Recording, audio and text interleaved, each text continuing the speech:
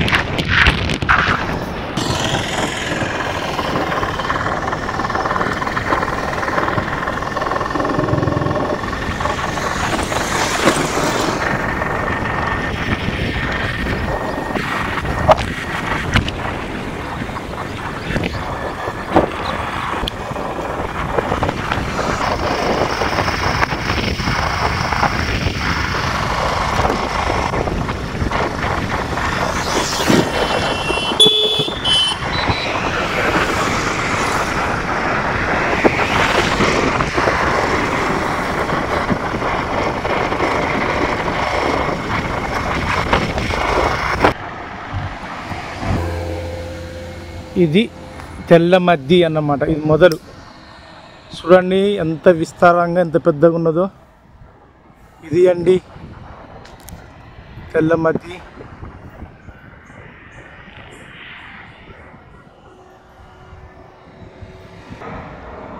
ఈ రోడ్డుకు ఇరువైపులు ఉన్నాయి. ఏ పుణ్యాత్ముడు ఈ చెట్లను పెట్టిండో అంత అమూల్యమైనది. ఉమ్మడి వరంగల్ జిల్లా అంటే మహబూబాబాద్ జిల్లా తొర్రూరు మండలము మాటేడు అండ్ పట్టాపురం ఒక హైవే, ఒక నేషనల్ హైవే లాగా తొర్రూరు నుంచి ఖమ్మం పోయే హైవే రూట్లో చెట్టు ఇరువైపులు. ఎందుకంటే ఈరోజు చెప్పబోయేది ఏంటంటే తెల్ల మధ్యాహ్నంగా అందరికీ తెలియపరిచేది ఏంటంటే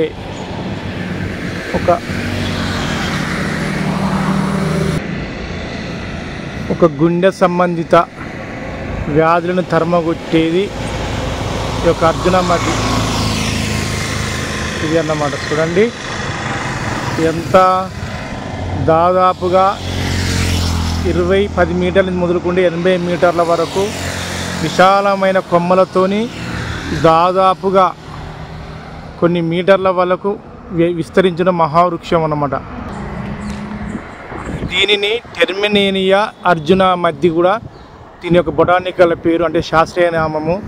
దీనే వేరు మద్ది, దీనే తెల్ల మద్ది, దీనే అర్జున మద్ది, దీనే టెర్మినేనియా అర్జున. ఈరోజు చెప్పబోయేది చూద్దామండి ఎంతవరకు ఉందో చూద్దాం.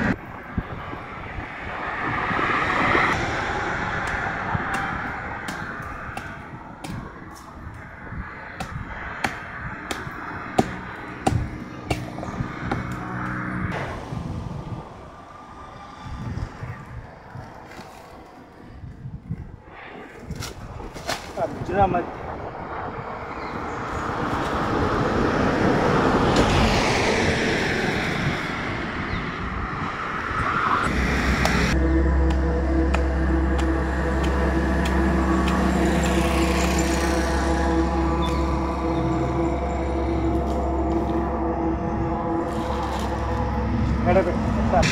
చూడండి, ఇది విశాలమైన పెద్ద వృక్షం. ఈ మహావృక్షంలా దీనే అర్జున మద్ది, దీనే వేరు మద్ది, అర్జున మద్ది, తెల్ల మద్ది, టెర్మినేనియా అర్జున అని దీని యొక్క శాస్త్రీయ నామం. ఈరోజు మన యొక్కది చెప్పబోయేదేనండి. చూద్దాం దీని గురించి ఏందో. దీని ఇంకా వేరే భాగాలు ఉంటాయి, చూద్దామండి. ఎవరికైనా కానీ తొర్రూరు నుంచి ఖమ్మం పోయే రూట్లో ఉన్న ఈ చెట్టును ఎలాంటి వ్యాధులకైనా కానీ దీన్ని ఉపయోగించుకోవాలి. ఆయుర్వేద అభిమానులు ఎవరైనా కానీ ఇంత అమూల్యమైనది ఈ అర్జున మద్ది, తెల్ల మద్ది, ఒక వేరు మద్ది ఎన్నో అమూల్యమైన ఒక వ్యాధులను దూరం చేసేది. అందుకు దీన్ని ఉపయోగించుకోవాలి. నమస్కారం, నా పేరు వెన్నమల్ల రవి. సుశ్రుత ప్రకృతి వైద్యాలయం 17 అనే యూట్యూబ్ ఛానల్ వారికి, నన్ను కన్న తల్లిదండ్రులకు, ఆయుర్వేద మహర్షులకు, విద్య నేర్పిన గురువులకు నా యొక్క పాదాభివందనములు. ఆయుర్వేదాన్ని పాటించేవారి కానీ అభిమానించే వారికి ప్రత్యేకమైన ధన్యవాదములు. సహజ సంపదను కానీ ప్రభుత్వ వాస్తులు కానీ ఇలాంటి ఒక ప్రకృతి సిద్ధమైన ఒక మొక్కలను నాటి ఇది ఒక దేవస్థానం దగ్గర కనుక పెంచే ప్రతి ఒక్కరికి శిరస వహించి వందనములు చేస్తున్నా.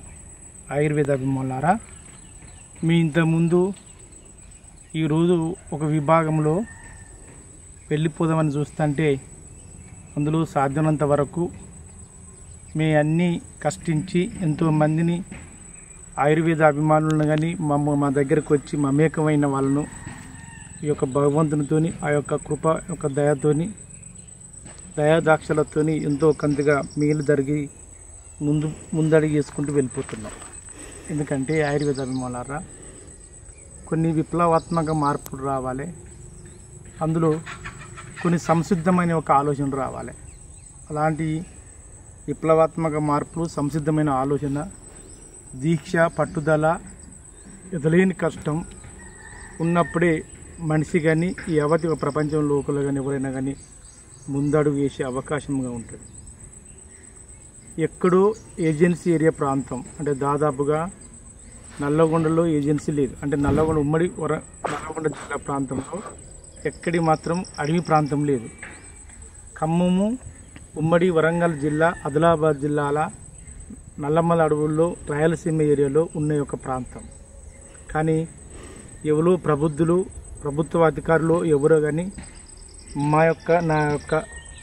నేను పుట్టిన ఊరైన గోపాలగిరి గ్రామానికి దాదాపు ఒక 3-4 కిలోమీటర్ల సమీపంలో, 5 కిలోమీటర్ల సమీపంలో ఈ తెల్లమద్ది చెట్టు ఉన్నది. ఇక్కడ ఎవరో దేవస్థానం కన్నా ఏదో మా విలేజ్లో పక్కకున్న ఈ చెట్టును చిన్నగా పెట్టి పెంచుతున్నారు. అలాంటి వాళ్లకు ఈ తెల్లమద్ది యొక్క ప్రత్యేకమైన దీవెనలు. ఎందుకంటే తెల్లమద్ది అన్న దీనికి దాదాపుగా ఇంతకుముందు చెప్పుకుంటూ పోయినాము. ఏంటంటే దాదాపుగా అర్జున మద్ది, వేరు మద్ది, తెల్లమద్ది. దీని అనగానే ఎవరికైనా కానీ గుండెకాయ గుర్తుకొస్తుందండి. ఇది వాస్తవమే. అర్జున మద్ది పేరు ఎందుకుంటుందంటే మన శరీరంలో వెన్నుపూసకు ముందు నుండి మన ఛాతిలో మధ్యస్థంగా ఉన్న భాగము ఏదంటే శరీరాన్ని ఒక అవయవంగా అన్ని ఒక చక్రంలాగా తిప్పుకొచ్చే అవయవం ఏంటంటే మన శరీరంలో గుండె. పాండవులు కూడా మధ్యములు అంటే అర్జునుడు. అంతేకాకుండా అతి ప్రియ శిశువుడు ద్రోణాచార్యుడు అంటే అర్జునుడు. ఎదలేని యొక్క శ్రీకృష్ణుని యొక్క అనుభవాలు, శ్రీకృష్ణుని యొక్క ప్రేమించి శ్రీకృష్ణుని ఆశీస్సులు ఎల్లవేళ్ళ పొందిన వ్యక్తులు అంటే అర్జునుడే.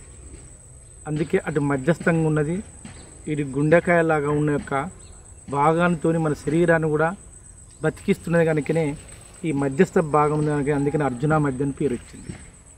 కానీ నేను దాదాపుగా 2002, 2003 నుంచి 2005, 2008 వరకు పల్లూరులో ప్రైవేట్ స్కూల్ యొక్క విద్యా వ్యవస్థలో పనిచేసుకుంటూ ఈ యొక్క నేను అనుసరణలో మా గురువు గారి యొక్క సిద్ధనాగార్జున పీఠము వ్యవస్థాపకులు ఎల్చూరి మహర్షి ఎల్చూరి వెంకటరావు గారు మరియు మా యొక్క మధుశర్మ మనుగురు ఉమ్మడి ఖమ్మం జిల్లా మధుశర్మ గారి ఆశీస్సులు, చింత సమ్మయ్య, దంతనపల్లి మల్లయ్య, ఆక రవి గారు, తిమ్మంపేట మంగపేట మండల వాస్తవ్యులు, నరసింహారావు, విశ్వనాథం డాక్టర్ గారు, వీళ్ళందరికీ మరొకసారి శిరస వహించి వందనములు చేస్తున్నాను. నేను దాదాపుగా 5,770 మంది వరకు ఈ తెల్లమద్ది వైద్యం చేసిందండి. ఇందులో రసం మందులతో పాటు ఇటు చూర్ణాలు ఏదో ఒక విధంగా ఒక పేషెంట్కి కనుక అనువర్తింప చేస్తే ఎలాంటి వ్యాధులైనా కానీ, అంతేకాకుండా గుండె సంబంధించిన వ్యాధులను కూడా తరిమి కొట్టే అవకాశం ఉంటాయి. కానీ ఈ రోజుల సాధ్యమైనంత వరకు ఎర్బల్ ఎక్కడో ఏజెన్సీ ఏరియాలో అడవి ప్రాంతాల్లో వాటి సక్కనే అవి పుట్టుకొచ్చి తెల్లగా దీని యొక్క వేరు ప్రాంతం దాదాపు కాండం భాగం చిన్న మొక్క కానీ ఇంతకుముందు మేము పెద్ద చెట్టు చూపించాను కదా, నేను బెరడు కూడా తీసుకొచ్చిన ఈరోజు రసం మందులో చూపిద్దాం. అది కూడా అయితే దాని బెరడులాగా తీసుకొని చిన్న చిన్న ముక్కలుగా చేసి ఆ యొక్క తొడిమలను ఒక చూర్ణంలాగా చేసి తెల్లమద్ది పౌడరు, తెల్లమద్ది చూర్ణమని ఒక 100 గ్రాములకు ఒక 2000 రూపాయల, ఒక 500 గ్రాముల ఒక 500 రూపాయలతోని వెలగడుతున్నారండి. సహజ సిద్ధంగా వచ్చిన మొక్కలే, కానీ కష్టం ఉంది. ఆ కష్టం తగ్గట్టు తీసుకోవాలి, కానీ ఇది చేసుకుంటూ పోతున్నాం. మరి దీనికి అంతా కారణం ఏంది? ఈ కంప్యూటర్ల యుగంలో ప్రతిదీ కూడా రసాయనిక మందులతోని, మనం కూడా రసాయనిక మిషన్లతోని ముడిపడి ఉండడం వల్లనే అనేక విధములుగా వ్యాధులు వచ్చే అవకాశం ఉంటుంది. అందులో అతి ముఖ్యమైన వ్యాధులు ఏంటంటే గుండెకు సంబంధించిన వ్యాధులు. ఎప్పుడైతే గుండెకు సంబంధించిన వ్యాధులు ఉన్నదో, ఎవరి శరీరంలో ఏ విధంగా ఇమిడి ఉన్నదో, జెనెటిక్ ప్రాబ్లంతోనూ, మనం తీసుకోవాల్సిన ఆహార పదార్థాలతోనూ, లేదంటే మన యొక్క వారసుల యొక్క వాళ్ళలో ఉన్న యొక్క వ్యాధులతోనూ మనకు ప్రకోచింప చేయడం వల్ల చివరికి ఆ వ్యాధిగ్రస్తులు సోకి ఆ కుటుంబం అంతర్గతంలో పడుతున్నాయండి. చూడండి, నిమజ్జనము దాదాపుగా సెప్టెంబర్ 16-17వ తారీఖు అయింది. రాత్రి సాయంత్రమే దాదాపుగా ఎక్కడో 15 లక్షలకు వినాయకుని యొక్క లడ్డును వేలంపాట తీసుకొని ఆడ డ్యాన్స్ చేసి తిరిగి ఇంటికి వెళ్ళేసరికినే 30 సంవత్సరాల లోపు కూడా ఉంటాడు. పాపం 30 సంవత్సరాల లోపే ఉంటాడు. అతనికి ఏమున్నదండి, హార్ట్ అటాక్ వచ్చి కుప్పకూలి చనిపోయిండు. చూస్తున్నాం, వినాయకుని లడ్డు చేసిందో పెద్ద ఘనకార్యం, అందులో చూసేసరికి కుప్పకూలిపోయారు. ఆయన సాఫ్ట్వేర్ ఇంజనీర్ అట. చూసారండి, ఇలాంటి ఎంత అఘోలమైన వస్తుంది. మరి దానికి అంత కారణం ఏంది అంటే, ఎప్పుడైతే మనసు ఏకాగ్రతంగా ఆలోచిస్తుందో, ఆ ఏకాగ్రతంగా ఆలోచించిన మనసుకే దాని కాక నిశ్చలంగా మనం అయితే ఎప్పుడైతే కష్టపడి సాధిస్తున్నావో, ఆ సాధించిన దాన్ని ఎక్కడికైనా గగన శిఖరంలోకి ఎక్కే విధంగా, పాకే విధంగా, ఎదిగే విధంగా ఉంటారని స్వామి వివేకానందుడు చెప్పిండు. ఆయన సాధించిండు. ఆయన బతికిన కొద్ది కాలమైనా కానీ ఒక 1000 సంవత్సరానికి, కొన్ని కోట్ల సంవత్సరం ఈ సృష్టి ఉన్నంత వరకు, ఈ భారతదేశం చరిత్ర ఉన్నంత వరకు, ఈ యొక్క భూఖండం మీద భారతదేశం ఉన్నంత వరకు, ఈ ప్రపంచంలో జనసమూహం ఉన్నంత వరకు స్వామి వివేకానందుని తలుసుకునే ప్రతి ఒక్కరూ ఉంటారు. ఎందుకంటే గుండె ధైర్యం అటువంటిది. మన గుండె గాంక ఒక కవచంలాగా, ఒక వజ్ర కవచంలాగా మనం మెరుస్తుందో చూడండి. కొన్ని వజ్రాలు ఉంటాయని పుష్యమి నక్షత్రం ఆదివారమో లేక అమావాస్య పుణ్యమో లేక వచ్చిన రోజు ఆడగాక ఆ యొక్క అమావాస్య ఆ యొక్క వెన్నెల్లో గాక వజ్రం పెడితే చుట్టూ కొన్ని మీటర్ల దూరం వరకు కోయినూరు వజ్రం వెళ్ళిపోతుంది అన్నమాట. రాయలసీమ ఏరియాలో అప్పుడు శ్రీకృష్ణరాజు దేవరాయ యొక్క ఆస్థానంలో ఉండేదట. ఎన్నో కథలు ఉంటాయి, ఆ చరిత్ర కూడా ఉంటుంది.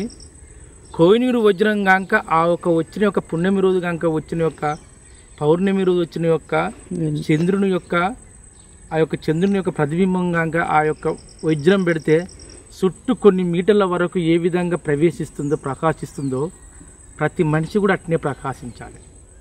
పుట్టిన కొద్ది కాలమైనా, బతికిన కొద్ది కాలమైనా, పుట్టిండు కొన్ని కోటాను సంపాదించి అంటారు.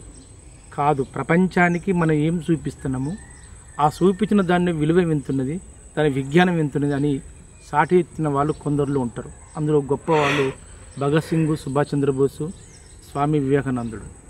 ఎందుకంటే ఈరోజు ఒక భాగంలో చెప్పుకుంటూ పోదామండి. ఆయుర్వేద అభిమానులారా, దీని అర్జున మధ్య అంటారు. మన గుండెకైతే ఎక్కడైతే గుండె సంబంధించిన వ్యాధులు వస్తుందో ఆ వ్యాధుల గాక దీనికి సంబంధించిన యొక్క ఏది అర్జున మధ్యను గాక మనం అనువర్తింపచేస్తే గుండె నిబ్బరంగా ఉంటుంది. ఆ గుండె నిబ్బరానికి ఎలా బాగుంటుందో ఒక ఉదాహరణ తీసుకుంటే, స్వామి వివేకానందుడు దత్తవంశస్థుడట. అంటే అక్కడ పశ్చిమ బెంగాల్ రాజధాని అయిన కలకత్తా దాదాపుగా 1863 జనవరి 11వ తారీఖున ప్రస్తుతానికి పశ్చిమ బెంగాల్ రాజధాని కలకత్తాలో ఒక వాడలో విశ్వనాథ దత్త, చూడండి, విశ్వనాథ దత్త భువనేశ్వరి దంపతులకు జన్మించిన గొప్ప గనుడు అంటే స్వామి వివేకానందుడు. ఆయన మొదటి నుంచే చాలా చమత్కారము మరియు చాలా చురుకుగానే మెదడు. కొందరిది ఉంటుంది మెదడు ఏముంటుందంటే 100 సార్లు కంఠస్థనం చేయండి, 121 సారి కూడా ఆ కంఠస్థనం అది రానే రాదు. 100 సార్లు బుక్స్ పేజ్ చదవండి, ఒక్కసారి కూడా రాదు. కానీ ఆయన దాదాపుగా పుట్టుక నుంచో ఎట్ట అబ్బిందో వాళ్ళ యొక్క దత్త కుటుంబంలో వాళ్ళు గొప్ప గొప్ప విద్వాంసులు, గొప్ప గొప్ప వంశధాన్ని బట్టి ఉంటారు. అందుకే పువ్వు పుట్టగానే పరిమళిస్తుందని అనిపిస్తుంది. అలాంటి యోగులలో స్వామి వివేకానందుడు ఒకరన్నమాట. చిన్న వయసు నుంచే చమత్కారం వ్యక్తి, చాలా ఇంటెలిజెంట్, చాలా మెమరీ పవర్ గల వ్యక్తి.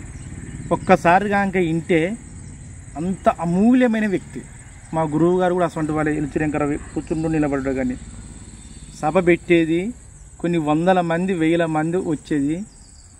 ఎక్కడ ఉమ్మడి తెలుగు రాష్ట్రాలు ఏది దాదాపుగా ఆంధ్రప్రదేశ్లో ఉన్న యొక్క రాయలసీమ, తెలంగాణ మరియు కోస్తా ఆంధ్ర, ఇటు ఉత్తర తెలంగాణ, ఇటు దక్షిణ తెలంగాణ ప్రతి ఒక్క 23 జిల్లాలో ఉంటే, 24, 25 జిల్లాలో ఉంటే, ఏ జిల్లాలో ఎక్కడి నుంచి వస్తున్నావు, నువ్వు ఎప్పుడు మా అక్కడ కంఠస్థానం తీసుకున్నావు, ఏం చదివినావు, ఏం కథ అనేది కూడా అంతమందిలో లేపి అడిగి ఆ క్షణం చెప్పేవాళ్ళు.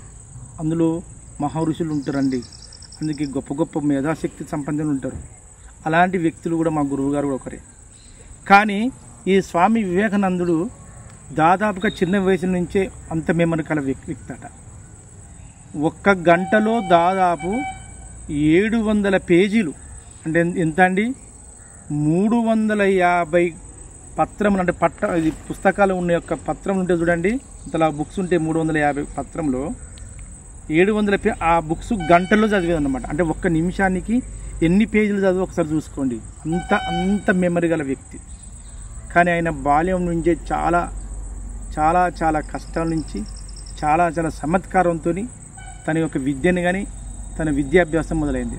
6వ సంవత్సరం నుంచే ఆటోమేటిక్గా వాళ్ళ ఉమ్మడి కుటుంబము, మరి వాళ్ళ తాతగారు, వాళ్ళ నాన్నగారు, అతని తోడు ఒక చెల్లె, 2 సోదరులు ఉండేది.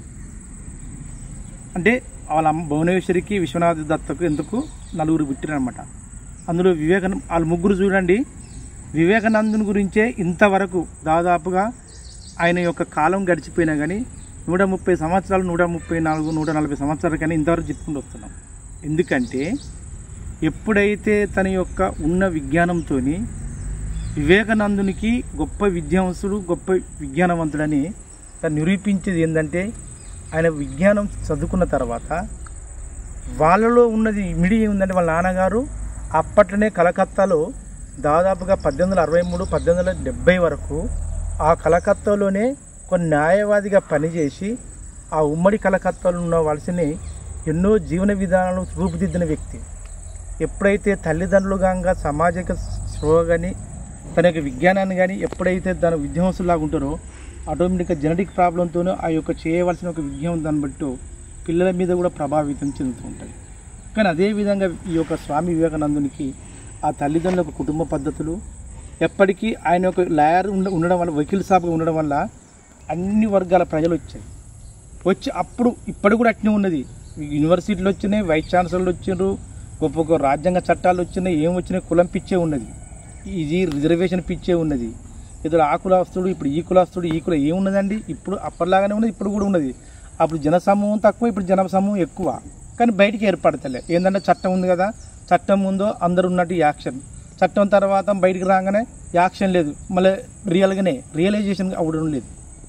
ఇప్పటికీ ఎంతమంది విద్యావంతులు ఉన్నా, ఎంతమంది చట్టాలు వచ్చినా, ఎన్ని ప్రభుత్వాలు మారినా, ఎక్కడి వేసిన గొంగడు అక్కల్లాగానే విద్యా వ్యవస్థ అట్నే ఉన్నది, వైద్య వ్యవస్థ అట్నే ఉన్నది, దోపిడీ దత్తం అట్నే ఉన్నది, సమాజంలో ఉండవలసింది అంతే ఉన్నది. 145 అంటే 150 కోట్లు, 145 కోట్ల జనాభాలో ఒక 10-15% మంది ధనవంతులు ఉన్నారు. దాదాపు 90-80 కోట్ల జనాభా అష్టదరిద్రులు ఉన్నారండి. వీటికి కనీసం కంట్రోల్ బియ్యం కూడా నోచుకొని వాళ్ళు ఉన్నారు. నేను మొన్న ఒక వీడియో పెట్టినండి, పేదవాని ఒక అర్థోపెడిక్ సమస్యలో అతను చూసి ఎంతోమంది మా దగ్గరకు వస్తున్నారు.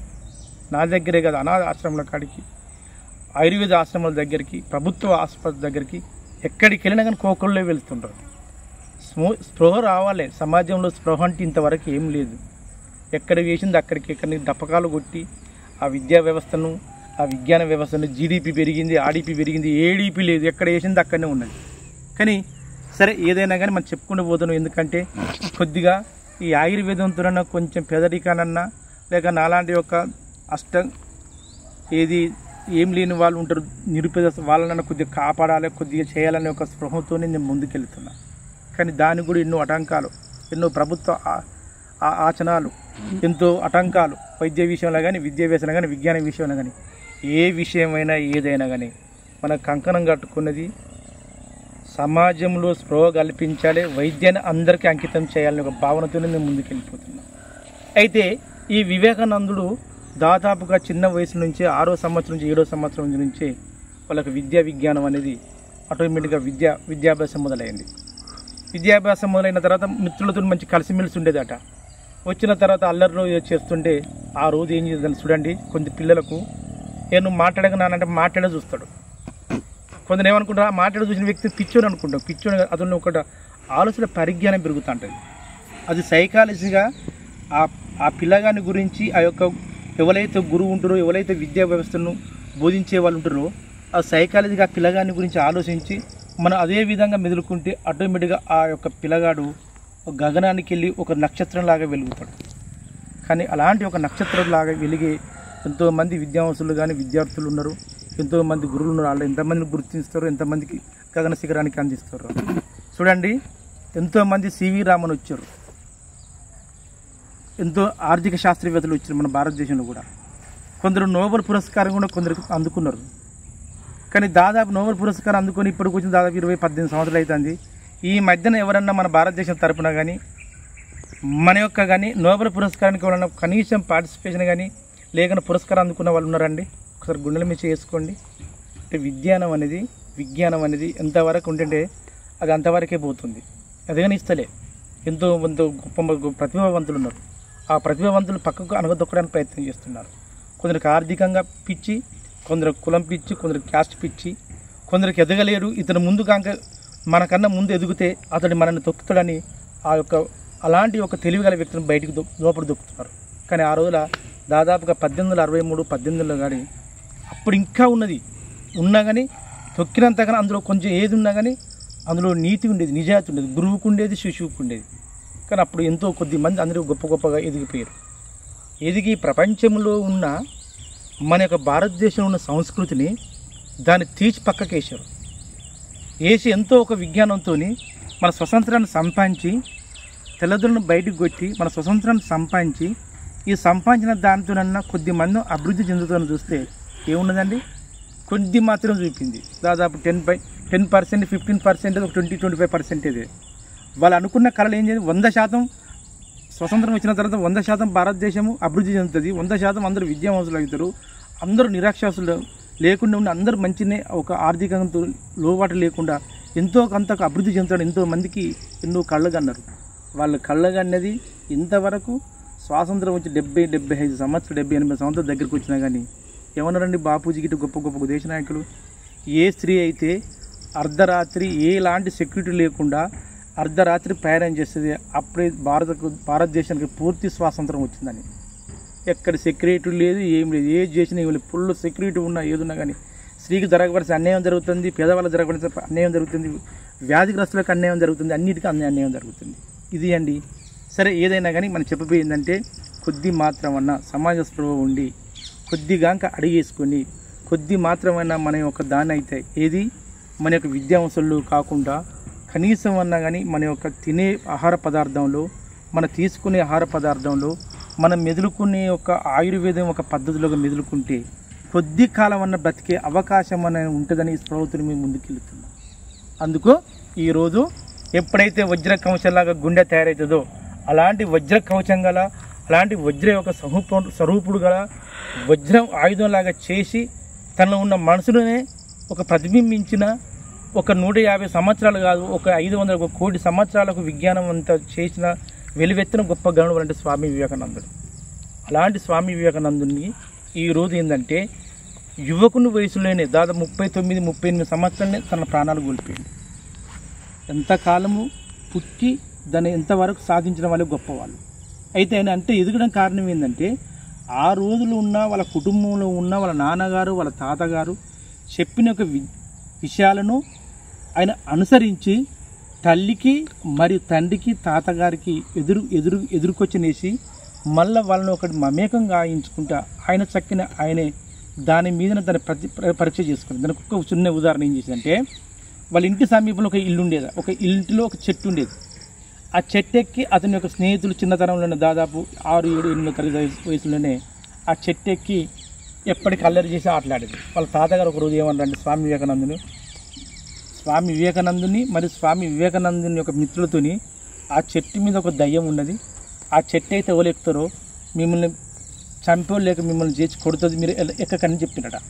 కానీ స్వామి వివేకానందుడు ఏం చేసి తెలుసా, ధైర్య సాహసాలకు ఆ చిన్న వయసులోనే రాత్రి సమయంలో ఎవరు సంచరించే సమయంలో చెట్టు ఎక్కాడు. చెట్టు ఎక్కేసరికి మిత్రులు ఏం చేశారు, ఇంక లేచిండా లేవాలని మిత్రులు వాళ్ళ ఇంట్లోకి ప్రవేశిస్తే అప్పుడు స్వామి వివేకానందుని ఇంట్లో లేరు. బయటకు వచ్చి చూసే సెట్టింగ్ ఉన్నారు. అరే నాన్న ఎందుకు ఎక్కినామని వాళ్ళు గర్జించి అడిగేసరికనే మీ తాతగారు చెప్పిన ఇందులో దయ్యం ఉన్నది కదా, ఏదో భూతం ఉందాడు కదా, మనది ఎక్కితే నేను పీల్చి తింటుంది, నువ్వు దిగునని ఆ యొక్క స్వామి వివేకానందునికి అలా మిత్రులు చెప్తారు. మరి దయ్యమే ఉండి మా తాతగారు చెప్పినట్టుగానే నేను ఎక్కి చాలాసేపు అవుతుంది. ఆ సమయంలో నన్ను ఎవరికల్లా నన్ను మెడలిరుడా, నన్ను చంపడం జరగాలి, నేను కింద పడడం జరగాలి, నేను ఏం జరగలే కదా. అంటే దయ్యం లేదు, ఏమీ లేదు. మా తాతగారు ఏం చేసారు, మనం ఇలాంటి ఒక అల్లరి పని చేయడం వలన చేయొద్దని ఉద్దేశంతో మన తాతగారు ఇట్లా చెప్పిందని స్వామి వివేకానంద ఆ యొక్క బాల్య వయసుని ఆ మిత్రులు తెలియపరచండి. అంటే ఎంతవరకు సాహసం చేసి ఉండండి. ఇప్పుడున్నది ఇలాంటి బాలులలో కొందరు ఉన్నది ఏమున్నది, ఎక్కడ ఉన్నది అంబర్, ఎక్కడున్నది, ఎక్కడ బీరున్నది, ఎక్కడ మందులు ఉన్నాయి, ఎక్కడ అంబర్లు మనిషి నోట్లు వేసుకోవాలి, ఎప్పుడు తల్లిదండ్రుల కాడ ఎక్కువ డబ్బులు తీసుకోవాలి, ఎప్పుడు టచ్ ఫోన్లు పట్టుకోవాలి, ఎప్పుడు బయటికి బలాదులు చేయాలి. అప్పటికిప్పటికీ 130, 120, 40 సంవత్సరాల చరిత్రకు ఎంత వ్యత్యాసం ఉన్నది చూడండి. అప్పుడు కష్టించి శ్రమించి తన విజ్ఞానం నేర్చుకోవాలి, ఒక విజ్ఞానంతో బయటికి వెళ్ళాలి, ఈ యొక్క చీకటిగా ఉన్న సమాజాన్ని మార్చాలనేది అప్పుడు యువకులు అనుకున్నారు. ఇప్పుడు యువకులు ఏమనుకున్నారు, ఎప్పుడు చేసుకోవాలి, మత్తు పనులు కడుపులు ఎప్పుడు వేసుకోవాలి, నేను ఎప్పుడు ఎంజాయ్ చేయాలి, హార్ట్ అటాక్ తెప్పించుకొని ఎప్పుడు అడ్డం పడాలి, ఇదే ఆలోచన ఉన్నది. కానీ ఆ రోజున ఎప్పుడైతే ఆ ధైర్య సాహసాలు ఉంటుందో స్వామి వివేకానందునికి, అప్పుడు వాళ్ళ తాతగారు కానీ వాళ్ళ నాన్నగారు ఏంది ఎదిరించే శక్తి ఏందని ఆ రోజుగా అనుకుంటుపోయాడు. కానీ అట్నే యుక్త వయసు వచ్చిన దాకా ఆటోమేటిక్గా అదే కాలంలో అదే సమయంలో కొద్ది కాలం తర్వాత రామకృష్ణ పరమహంసుని యొక్క ప్రియ శిష్యుడైండు. చూడండి, కొద్దిగా ఆలోచన వచ్చిన తర్వాత ఎక్కడైతే దాన్ని సరిహైన యొక్క విద్యం నేర్పే గురువు ఉంటాడో ఆ గురువు గారి గంక యొక్క ఎప్పుడైతే శిష్యుడు గంక చెమ్మ కోరుతుందో గురువులో ఉన్న విజ్ఞానం మొత్తం తెలియవస్తాడు. కానీ రామకృష్ణ పరమహంస కొన్ని పరీక్షలు పెట్టి ఆ పరీక్షలో స్వామి వివేకానందుడు ఆ రామకృష్ణ గురువు గారికి సందిగ్ధుడై మొత్తం మన భారతదేశంలో ఉన్న యొక్క విజ్ఞానాన్ని కానీ మొత్తం నూరిపోసిందండి. భారతదేశం అంటే ఏంటిది, ప్రపంచం అంటే ఏంటిది, ప్రపంచంలో ఉన్న యొక్క మతాలేంటి, కులాలేంటి, అదేవిధంగా మన భారతదేశంలో యొక్క విభిన్న జాతులు ఏందని అన్నీ నూరిపోసిండు. కానీ అప్పుడు అంతే సమయంలో వాళ్ళ నాన్నగారు కూడా ఏం చేసిందంటే ఎక్కలేని ఎదలేని ఒక ఎక్కువ ఆస్తులు సంపాదించి అది చేసి ఆయన చివరికి సన్యాసిగా ఒక సామాజిక సేవలోకి వెళ్ళిపోవాలని ఒక సన్యాసికి కూడా ఆయన ఆటోమేటిక్గా కుటుంబం నుంచి బయటికి వెళ్ళిపోయాడు. కానీ ఎప్పుడైతే నాన్నగారు వెళ్ళిండో ఆ నాన్నగారి యొక్క మార్గంలో మరి వాళ్ళ గురువు గారిని ఒక రామకృష్ణ పరమహంస మార్గంలోకి మొత్తం నాకు వివాహం ఏంది, ఈ యొక్క ప్రపంచం ఏంది, ప్రజలేంది, ఇందులో వచ్చవలసిన ఒక సన్యాసిగా ఉండి వీళ్ళని ఏమైనా రూపు మార్పొచ్చు అనేది మొత్తం ఆలోచన జ్ఞానం వెళ్ళిపోయింది. ఎవరికైనా విద్యావంతులకు కానీ ఎవరికైనా గొప్ప గొప్ప మేధావులకు అదే ఆలోచన కలుగుతుంది. అందులో గొప్ప వాళ్ళు సిద్ధార్థ గౌతమ బుద్ధుడు కూడా అట్నే తయారయ్యాడు, అట్నే యేసుప్రభుడు కూడా అట్నే తయారయ్యాడు, గురునానక్ కూడా అట్నే తయారయ్యాడు. వీళ్ళందరూ గొప్ప గొప్ప విద్యావంతులు, గొప్ప గొప్ప మేధాశక్తులు. కానీ ఒక్కరోజు కాగా ఒక రాత్రి కాగా ఏ సమయంలో కానీ స్వామి వివేకానందుడు ఏదో ఒక పఠనం కావాలన్నా ఏదైనా కానీ ఒక్క నిమిషాల్లో ఒక అరగంటలో గంటలనే అనుక్షణం ఆలోచించి దాన్ని ఏ విధంగా దాని దారి రావాలి, దాన్ని ఏ విధంగా మార్పు రావాలి అనే ఆలోచన గొప్ప వాళ్ళంటే ఈ యొక్క స్వామి వివేకానందుడు. అదే సమయంలో చూడండి, ఎప్పుడంటే చూడండి అన్నీ కలిసి రావాలంటారు. కొందరు బాగా కష్టపడతారు, నాకు ఇదే రావాలి అదే రావాలి, ఏది రాదు.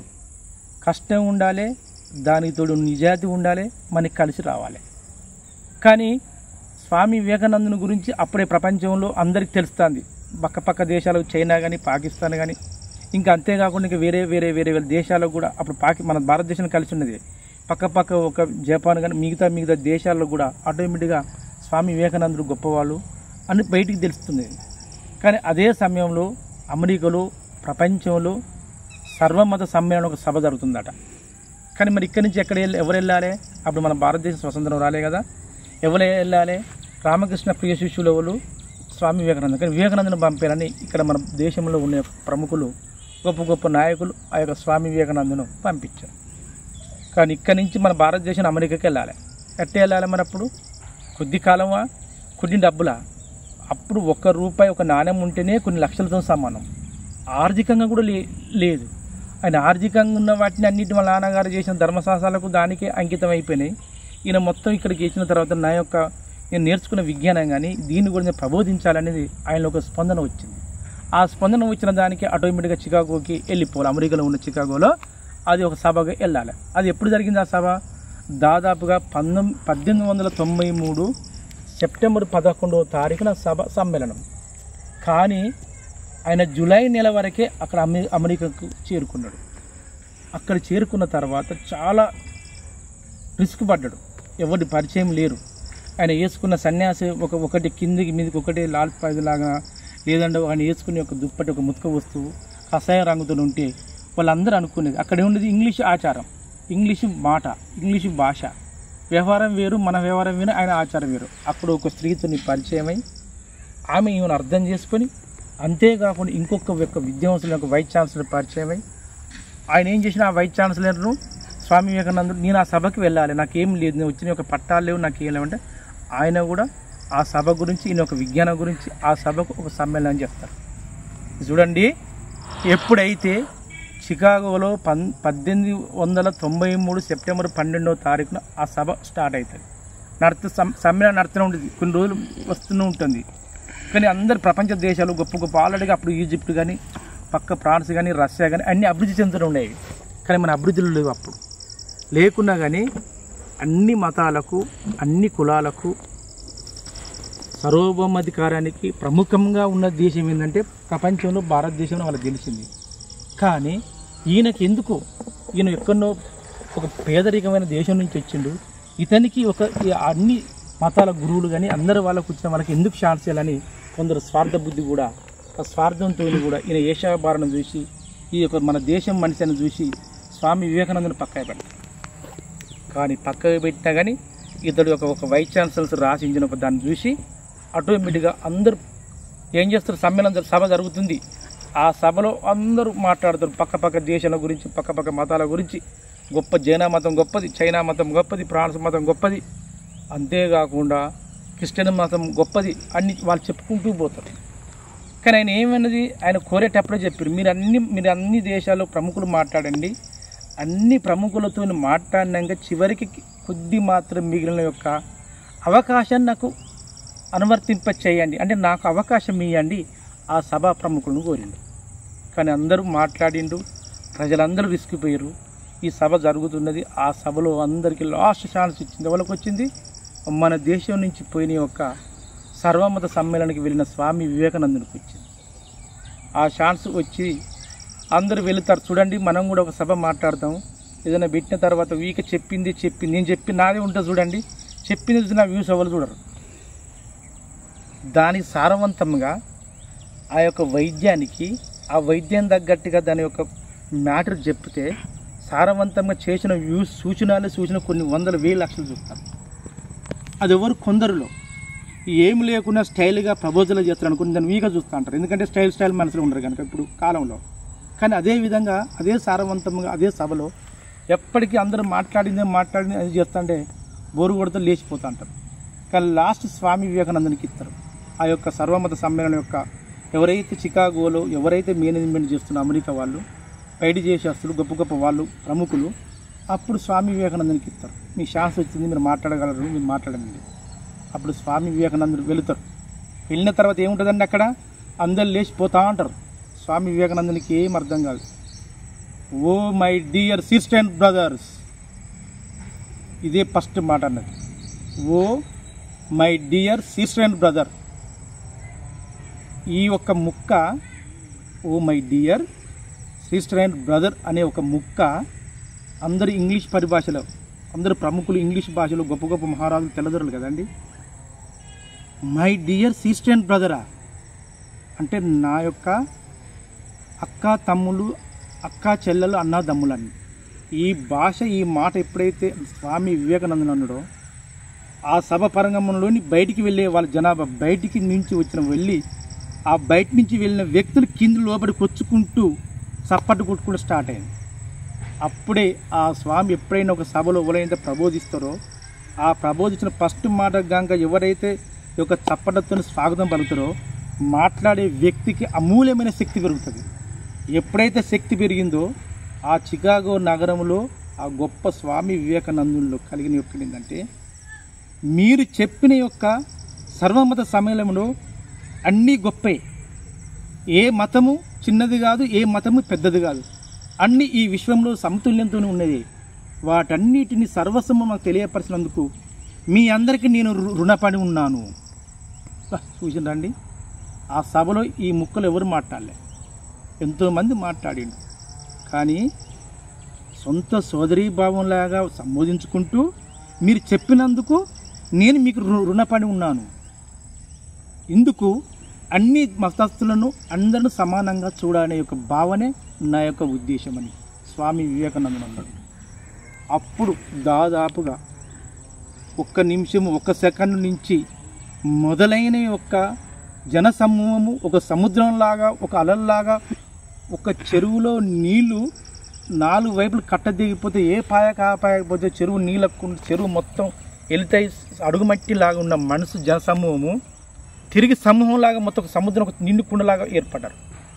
అప్పుడు స్వామి వివేకానందునికి ఏమైంది తెలుసా అండి, ఒక్క క్షణం ఆలోచించుండు. రామకృష్ణ పరమహంస మన దేశం విజ్ఞానం ఏంది, మన దేశంలో ఉండవలసిన గొప్పదనం ఏంది, మన దేశంలో ఉండవలసిన సంపద ఏది, మన దేశంలో ఉన్న వాళ్ళ అధిక రాసుల సంపద ఏది, ఎక్కడికి చెందుతుంది అని మొత్తం ఆ స్వామి వివేకానందుడు రామకృష్ణ పరమహంస కాడ నేర్చుకున్న విజ్ఞానం ఇట్ట చూస్తే అతనిలో పలగజీరిన శ్రీరాముని చూడండి. ఆంజనేయుని పలగజీరిస్తే ఏముంటుంది, శ్రీరాముడు సీత బొమ్ముడు అంటగా ఆ సమయంలో స్వామి వివేకానందునికి ఇట్ట పలగజీరిన ఎక్కడ రోమాలు ఎక్కడ కోసినా కానీ భారతమాతే గుర్తుకొచ్చేటట్టుగా భారతదేశం యొక్క విజ్ఞానాన్ని, భారతదేశం యొక్క గొప్పదనాన్ని కాశ్మీర్ నుంచి కన్యాకుమారి వరకు ఇటు తూర్పు బంగాళాఖాతం నుంచి అరేబియా హిందూ మహాసముద్రం వ్యాపించిన ఒక కళల గురించి, ఆ విద్వాంసుల గురించి గొప్పగా నూరెత్తి చాటి చెప్పిండు. 1 నిమిషము కాదు, కొన్ని గంటల వరకు చెప్పిండు. అప్పుడే మన భారతదేశం దాదాపుగా 1893 సెప్టెంబర్ 12వ తారీఖున మన భారతదేశం విలువైంది ప్రపంచ దేశాలందరికీ తెలిసిపోయింది. అప్పుడే గబా అమెరికన్ ఫోటోగ్రాఫర్లు వచ్చారు, స్వామి వివేకానందుని ఫోటోలు తీసారు. ఎక్కడ పడితే అక్కడ చికాగోలో కానీ అమెరికా మొత్తం దేశం వెళ్ళిపోయిన స్వామి వివేకానంద గొప్పతనం గురించి ఆ ఫోటోలు అలా ఇచ్చారు. చూసిరండి, ఎవరికైనా కానీ ఎక్కడైనా కానీ గుండె ధైర్యం ఉండాలి. అప్పుడు ఎప్పుడు వస్తుంది గుండె ధైర్యం? మనం కష్టించి, మనం శ్రమించి, మనను సంపాదించుకున్నప్పుడు, మన మీద మనోధైర్యం వచ్చినప్పుడే గుండె ధైర్యం వస్తుంది. కానీ ఇప్పుడు అటు గుండె ధైర్యం ఉన్న వాళ్ళు ఉన్నారండి? ఎవరన్నా? విజ్ఞానం ఉన్నది, ప్రపంచంలో ఉన్న వాళ్ళు గొప్ప గొప్ప విద్యావంతులు పిహెచ్డీ చేసిన, డిగ్రీలు చేసిన వాళ్ళు ఉన్నారు, పీజీ చేసిన వాళ్ళు ఉన్నారు. అంతేకాకుండా ఏ చదువు లేకున్నా కానీ తన సొంత శక్తితో జ్ఞానం నేర్చుకున్న వాళ్ళు చాలామంది ఉన్నారు. దాన్ని 10 మందికి పంచే వాళ్ళు కొందరులో ఉన్నారు. ఆ కొందరులో ఎవరో ఒకరు చేసి అణచితొక్కపడుతున్నారు. కొందరు ఉన్నా కానీ డబ్బు కోసము, ఇంకా స్వార్థం బుద్ధి కొరకు తన వైపు తను తిప్పుకొని ఎంతోమంది తన యొక్క ఆ స్వార్థంతో డబ్బును సంపాదించే వాళ్ళు ఉన్నారు. ఆ యొక్క డబ్బును సంపాదించుకొని ఉండడం వల్లనే మన దేశంలో కానీ, మన భారతదేశంలో కానీ, అంతేగాని ప్రపంచ దేశాల్లో కానీ అనేక విధమైన ఫ్యాక్టరీలు, ఫార్మా కంపెనీలు తయారై మన యొక్క సమాజంలో ఉన్న యొక్క పేదరికాన్ని ఎలాంటి అన్ని వర్గాల ప్రజలను నాశనం తొక్కుతున్నారు. ఎలా నాశనం తొక్కుతున్నారు? ఏదో విద్య వస్తుంది, విజ్ఞానం వస్తుంది, ఏదో ఇంగ్లీష్ వైద్యం వచ్చింది, ఆ ఇంగ్లీష్ వైద్యంతో మేము బతుకుతున్నామని వీళ్ళు పరిగెత్తుతుంటే ఆ పరిగెత్తుకొచ్చే గుంపును చేపల గుంపులు వస్తే ఏం చేస్తామండి? ఒక చెరువు నుంచి పెద్ద చేపల గుంపు వస్తే పెద్ద వలేస్తారు. ఏం వేస్తారు? వాళ్ళు అటొక ఇటో వలేస్తారు.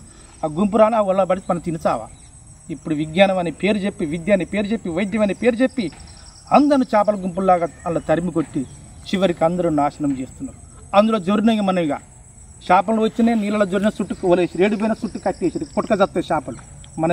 మన యొక్క విజ్ఞానం కూడా, మన యొక్క శాస్త్రం కూడా, మన యొక్క తెలివి కూడా, మన యొక్క ప్రవర్తన కూడా, మన యొక్క జీవన విధానం కూడా ఇప్పుడు చేపలు గాంక, చెరువులు గాంక, వలలో గాంక చిక్కుకొని ఏ విధంగా చనిపోవడానికి ప్రయత్నం చేస్తున్నాయో మన యొక్క జీవన విధానం కూడా మనం అదే విధంగా ప్రయత్నం చేస్తున్నాం. కొట్లు బిట్లు ఆడుతున్నారు, అందరు కొట్లు బిట్లు ఆడుతున్నారు.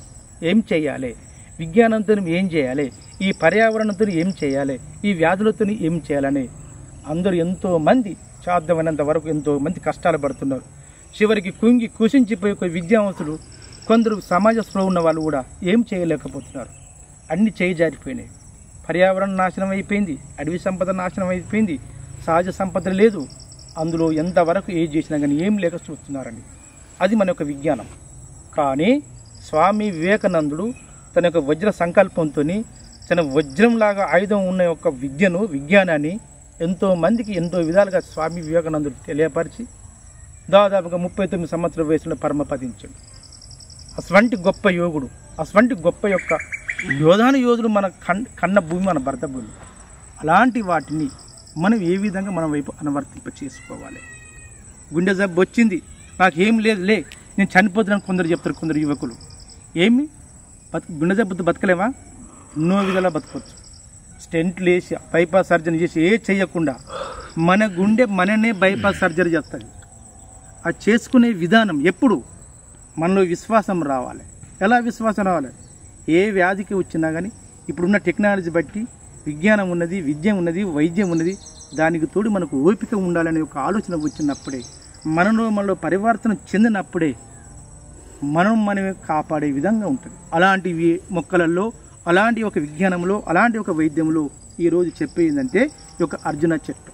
చెప్పండి చూడండి, ఆయుర్వేద అభిమానులారా, ఎవరైతే గుండె కొరకు, ఎవరైతే గుండెలో ఉన్న యొక్క కొలెస్ట్రాల్ నుంచి ఏర్పడి ఆ గుండెకు మన ఊపిరితిత్తుల నుంచి కానీ, మనకు ఈ లంగ్స్ నుంచి కానీ, అంతేకాకుండా మన యొక్క కిడ్నీ నుంచి కూడా పోయినప్పుడు ఏదో ఒక తటస్థంగా అక్కడ కొలెస్ట్రాల్ లాగా ఏర్పడి, ఎన్నో ఒక ట్యూనర్ లాగా ఏర్పడి చివరికి హార్ట్ అటాక్ లాగా వచ్చే అవకాశాలు ఉంటాయి. అంతేకాకుండా గుండెలో 4 జఠరికలు 2 కర్ణికలు 2 ఉంటాయి. అంటే చెడు రక్తాన్ని ఉత్పన్నం అయిన రక్తాన్ని చెడుగా ఉండి కిడ్నీలకు పంచే కొన్ని జఠరికలు కర్ణికలు పనిచేస్తాయి. మంచి రక్తాన్ని పెదడికి పంపించే ఉంటాయి. అలాంటి ఒక స్పందన చేయడానికి ఏం చేయాలి? అంతేగాని గుండె జబ్బు వచ్చింది అని ఎలా గుర్తించాలి? ఈరోజు ఒక భాగంలో అందరూ కూడా, ప్రతి ఒక్కరు కూడా చెప్పబోయే స్వామి వివేకానందుడు ఎందుకు చెప్పినంటే, వజ్ర సంకల్పము వజ్రాయుధంలాగా విజ్ఞానం ఉన్నదని అందరూ అలవర్చుకొని అందరూ అట్నే వివేకానందులాగానే తెగించినప్పుడు, గుండె ధైర్యంతో తెగించినప్పుడే ఈ గుండె వ్యాధులు దూరం అయ్యే అవకాశం ఉంది. చిన్న ఉదాహరణ చెప్తా చూడండి.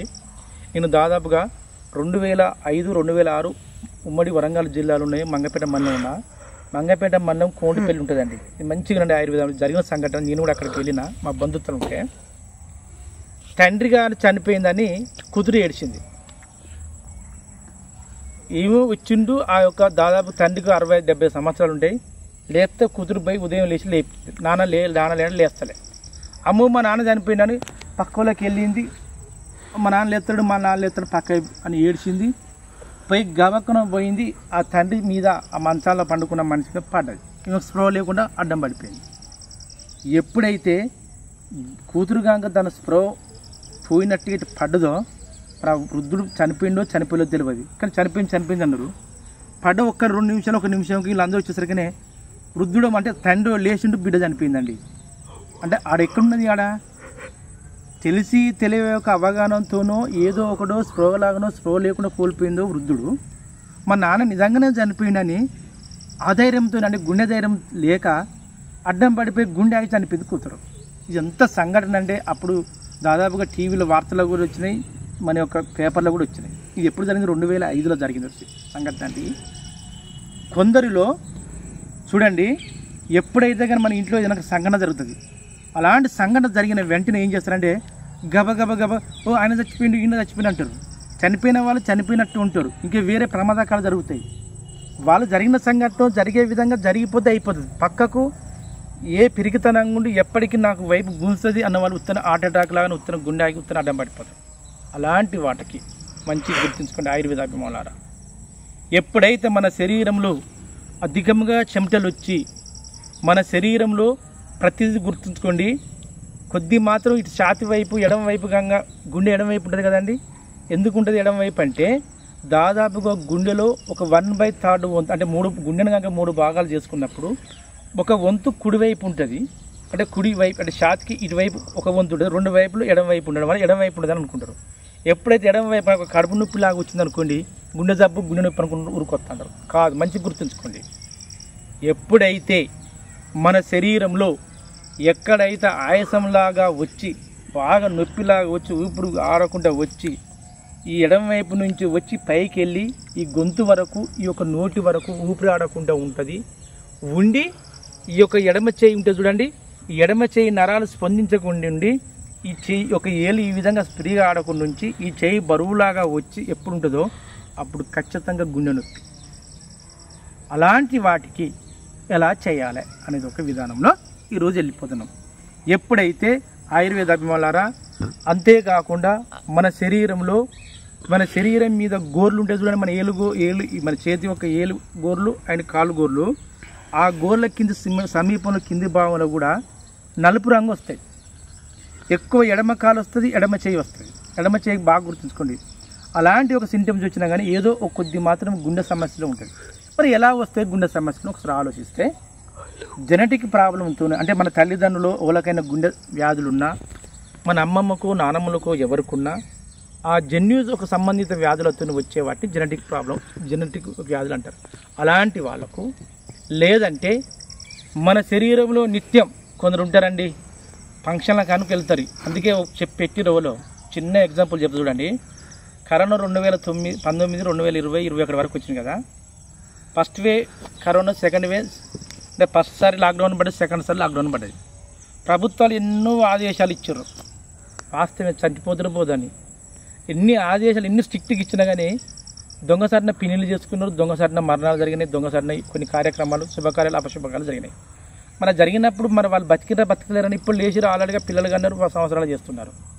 కొందరు అనిపిస్తుంది ఈ ఫంక్షన్ ఇతను తిండి గురించి పెట్టిందా తెలుస్తలే, లేక ఇతను తాగుడు గురించి పెట్టిందా తెలుస్తలే. ఇక ప్రపంచం లేని అన్నీ తీసుకొస్తారు. మరి ఇంటికాడ తింటారో తినరో, ఇక తింటారు. మన తిండి ఎంతవరకు తింటారంటే, ఎన్ని తీర్ల కూరగాయలు ఉన్నాయంటే తినడం తప్పు కాదు, తినాలి. ఎంతవరకు నువ్వెంత ఆహారం తీసుకుంటావో, నీ జీర్ణాశయము బరువు ఎంత ఉంటుందో, నీ చిన్న పేగు పెద్ద పేగు నీ జీర్ణం ఎంతవరకు ఉంటుందో అంతవరకు తినాలి. తిని తిని తిని తిని ఇక తింటాడు, అయిపోతుంది, తాగుతుంటాడు. శుభమాని పెళ్లి చేసుకుంటాడు. ఆ శుభమైన పెళ్లి చేసుకుని తింటాడు, లేస్తాడు, ఇక పోయి డ్యాన్స్ చేస్తాడు. డ్యాన్స్ చేసి కుప్పకులు చచ్చిపోతాడు. ఆ పెళ్లి ఒక కాడ పోతుంది, వీని సావు ఒక కాడ పోతుంది, ఇక లభదివ మొత్తుకుంటే పోతుంది. అంతవరకు ఇవ్వద్దు. ప్రతిదీ తినొచ్చు, ప్రతిదీ తాగొచ్చు, మితి మీరి మించ కూడా చేయకూడదు. అందుకే శుభాలని అపశుభాలని పెట్టుకుని ఎందుకు ఈ మితి మీరకుండా చేయడమే గొప్పతనము. మన యొక్క రాజ్యాంగం వ్యవస్థలో మితి మీరిన రాజకీయాలు చేశారు. ఇప్పుడు ఎవరి చేతులు ఏమి లేదు, ఎన్ని ఆశలు చెప్తారు. ఏకి స్త్రీ కంటే అది అంటారు, పురుషుని కంటే ఇది అంటారు. ఏది ఇప్పుడు చూస్తారు కానీ తీర ఏమి అన్ని అప్పలపాయలాగా ఉంటాయి. మన శరీరంలో కూడా అన్నీ తిని అన్నీ చేసి ఏమవుతుంది, అన్ని అప్పులలో ఉండే అన్ని రోగాలే. ఈ రోగాలని మన శరీరం అప్పు. మనం ఎప్పుడు తినకుంటే ఏం టైం తినకుండా బాగా తింటాడు, మధుమేహం లాగా వస్తుంది. మనకి ఏం తిన్నా కానీ చివరికి ఏం తినకుండా అవుతుంది. మతికంగా కొద్ది మాత్రం లిమిట్గా తింటారు, ఇంకెక్కువ తింటారు. అతనికి ఏమైనా కిడ్నీ నాశనం అవుతుందో, లివర్ క్యాన్సర్ అవుతుందో, అంతవరకు దారితీస్తుంది. అలాంటివి వచ్చినప్పుడు మితిమీర మించినవి మరియు కొవ్వు సంబంధించిన పదార్థాలు, ఫ్యాటుతనం వచ్చే పదార్థాలు తినకుండా ఉంటే గుండెలో హోల్స్ పడ్డా, బైపాస్ సర్జరీ వరకు పోయినా కానీ తిరిగి పునరావృతం చెంది శక్తి చేసే శక్తి ఈ యొక్క అర్జున చెట్టు ఉందండి. ఇది అమూల్యమైన చెట్టు. నాది కూడా దాదాపుగా ఇప్పుడు చెప్తున్న ఆయుర్వేద అభిమానులారా, గత ఒక 2 సంవత్సరాల క్రితము నాది దాదాపుగా స్టెంట్ వేయాలని డాక్టర్ గారు మా కుటుంబీకులు ఎవరు ఇప్పుడు చెప్తాను. నేను ఆటోమేటిక్గా మాస్కి హాస్పిటల్ వెళ్ళిన, స్పెషలైజేషన్ కలిసిన, ఈ స్టెంట్ పడుతుంది అన్నారు. ఏ మెడిసిన్ వాళ్ళే. ఈ యొక్క అర్జున మధ్య చెక్కను తీసుకున్న, రోజు రాయి చెట్టు పుల్లను, మర్రి చెట్టు పుల్లను, ఈ అర్జున మధ్య పుల్లను గింత పీడు తగులుతా అంట. మరి ఇంతవరకు అయితే మంచిగా ఉన్నాయి ఒక దీవుని అదృష్టం. అందుకు ఎవరికైతే మన యొక్క శరీరంలో ఉండవలసిన హార్ట్ ప్రాబ్లము, అంతేకాకుండా హార్ట్ ప్రాబ్లం ఎక్కువవుతుంది, అంటే గుండె సమస్య ఎక్కువవుతుంది. అవి మనిషి యొక్క చిగుర్లలో కానీ, అంతేకాకుండా మన యొక్క మూత్రంలో కానీ, మన యొక్క తెమ్మలాగా వచ్చినప్పుడు కానీ, అందులో ఒక రక్తం స్రవిస్తే చూడండి మన శరీరం నుంచి బయటికి. అస్తమా వచ్చి కొందరు టీబీ జబ్బులాగా వచ్చిందని కూడా ఇక్కడనే అందరు మేము వైద్యులు కొంచెం మనకు అర్థం కాకపోవడం ఇది అనండి. ఇటు టీబీ జబ్బులాగా వచ్చిందా లేక గుండె జబ్బులాగా వచ్చిందా, ఈ యొక్క శివుల నుంచి నోటి నుంచి రక్తం ఎందుకు పడుతుందని అర్థం కాదు. ఎవరికైతే ఒక హార్ట్ ప్రాబ్లంలో కానీ ఉన్న ట్యూబ్లలో కానీ ఏదైనా ఒక ప్రాబ్లం వచ్చినప్పుడు ఆటోమేటిక్ రక్తం బయటికి స్రవిస్తుంది. ఆ స్రవించే సమయంలో మంచిగా ఆయుర్వేద అభిమానుల ఆ స్రవించే సమయంలో గంగ ఈ యొక్క అర్జున మధ్య బెరడు గంగ తీసుకొని చిన్న తేటగా నవ్వుబోతున్నా తేనన్నా లేదంటే డైరెక్ట్ అన్నా ఆ నాలుక మీద రాసుకుంటే ఇప్పుడు స్రవిస్తుంది ఈ శివుల నుంచి నోటి నుంచి స్రవిస్తుంది అనేది విత్తిని చిటికేసే సమయంలో 10 సెకండ్లు ఆగుతుందండి. ఇంకా అమోఘమని చెప్పనా ఒకసారి చెప్పిన ఒక 5 షార్ట్ వీడియో ఒక చెప్పిన నెమ్మలీక ఉంటే చూడండి, ఆ నెమ్మలీకను కాక గిందంత ఆవునే వేసి దాని గంధంలాగా చేసి ఆ గంధంలో దీని ఒక పత్రం కాక తీసి ఆ గంధాన్ని కనుక కడుపుకొని వాసన పీల్చుకొని నాలుక మీద రుద్దుకుంటే నోటిలో వచ్చిన దుర్వాసనతో వచ్చిన యొక్క సిగుర్లతో కానీ నోట్లలో కానీ ముక్కులలో కానీ ఎక్కడనైతే రక్తం స్రవిస్తుందో ఆ రక్తం అదే అనుక్షణం ఆగుతుంది. అంత అమూల్యమైనది ఒక్కటి. సరే ఏదైనా కానీ ఆయుర్వేద అభిమానులారా నేను చెప్పిపోయేది అక్కడే. గుండె సంబంధించిన వ్యాధులు ఎవరికి ఉన్నా కానీ ప్రతిదీ కూడా విజ్ఞానంతో కూడుకునేది, ప్రతిదీ కూడా ధైర్యంతో కూడుకునేది. అలాంటి ధైర్యవంతులు చేయాలి. గుండె సంబంధించిన వ్యాధిగ్రస్తులు కొందరు మేము చనిపోదని కొందరు ఎంతోమంది అవస్థలు పడుతున్నారు. ఎందుకంటే పక్క ఊరిలో ఏదో ఒక సంభవించి ఆ గుండెకు ఇంత ముందు ఉన్నదటండి, స్టెంట్ ఏమంటే స్టెంట్ చేసుకోదట, బైపాస్ సర్జరీ చేసుకోదట, పెళ్ళికి పోయినట్టు రాగానే నేను చనిపోయింది మన కొడుకు ఎట్టుంటాను. కొద్దిమంది చాలామంది ఇదే ఆధీనంలో ఉన్నారు. ఫస్ట్ ఆఫ్ ఆల్ మంచిగానండి, ఈ చెట్టు ఎక్కడ ఉంటుందో 100 కిలోమీటర్లు ఉన్నదా 200 కిలోమీటర్లు ఉన్నాం ఆ చెట్టు దగ్గరికి వెళ్ళండి. వెళ్ళి మీకు తోచినంత ఏంటంటే ఇది ఒక చెట్టు చూడండి, ఇది ఒకటి, దీని కాయలు కూడా ఉపయోగ కాయలు, చెట్టు యొక్క పత్రములు, చెట్టు యొక్క బెడు మొత్తం సేకరించండి. ఇక నుంచి ఫస్ట్ మీరు ఇది చేయండి. గుండె జబ్బు ఉన్నా లేకున్నా 24 గంటలు నా శరీరం వజ్రకవచలా గట్టిగా నాకు ఏం కదా అంటారు కొందరు. అలాంటి వాళ్ళైనా ఎవరైనా కానీ ఒక ఇంట్లో ఏం చేస్తారండి, మన ఇంట్లో దినుసుల కూరలకి ఏం చేస్తాం, పసుపు వేస్తాం, ఉప్పు వేస్తాం, కారం వేస్తాం, ఇంకా వేరే దినుసులు వేస్తాం. ప్రతి వంటకాలలో లేదంటే మనకు ఓపిక ఉంటే దీని సమ్మున దీని బెరడు అంటే కాండం యొక్క బెరడు, ఈ యొక్క అర్జున మధ్య యొక్క పత్రముల బెరడు, ఈ కాయల యొక్క బెరడు సమూలంగా బెరడు చేసుకొని రోజు ఉదయం సాయంత్రం కొంచెం గోరువెచ్చని నీళ్ళలో తాగండి. ఇది ఎందుకు తాగాలని చెప్తాను చూడండి ఆయుర్వేద అభిమానులారా. ప్రతి నిత్యము ప్రతి ఒక్కరూ ఆల్కహాల్ లేని బతుకుతలేరుగా. ఆల్కహాల్ చేసుకొని తాగి పక్కకుంటారు చూడండి, అదన వాసన చూసుకుని మనకు కూడా ఆల్కహాల్ ప్రాబ్లం వస్తుంది. లేదంటే మనం తీసుకోవాల్సిన ఆహార పదార్థాలు మొత్తం కలిసినమై ప్రతిదీ కూడా చూడండి. ప్లాస్టిక్ ఒకళ్ళు ఇంటికి వెళ్తే ఒకప్పుడు మా చిన్నతనంలో ఏంటంటే ఒక ఇంటికి వెళ్తే కొన్ని మంచిని ఏమంటే ఒక బుడగ సెమ్ములాగా ఏంటంటే ఇత్తడి సెమ్ములు ఇచ్చేది. తర్వాత ఏమైంది, ఆ ఇత్తడి సెమ్ము పోయిన తర్వాత రాతిని సెమ్ములు గిన్నెలు వచ్చినాయి, అది ఒకటి సెమ్ములు వచ్చినాయి, రాతిని సెమ్ములు పోయినాయి. తర్వాత ఏం పోయినాయి, స్టీల్ వచ్చినాయండి, స్టీల్ పోయినాయి. ఇప్పుడు ఏమొచ్చింది తెలుసా, కొన్ని రోజులు ప్లాస్టిక్ కోపలు వచ్చినాయి. ఇప్పుడు ఏమొచ్చింది తెలుసా, బాటిల్ ఇస్తారండి. ఎంత దారుణం అంటే నువ్వు తినే పదార్థమే వ్యర్థం అంటే ఇంకా బాటిళ్ళలో ఇచ్చే నీళ్లు తాగితే ఇంకెట్టుంటుందండి మన శరీరం. ఒక్కసారి ఆలోచించండి.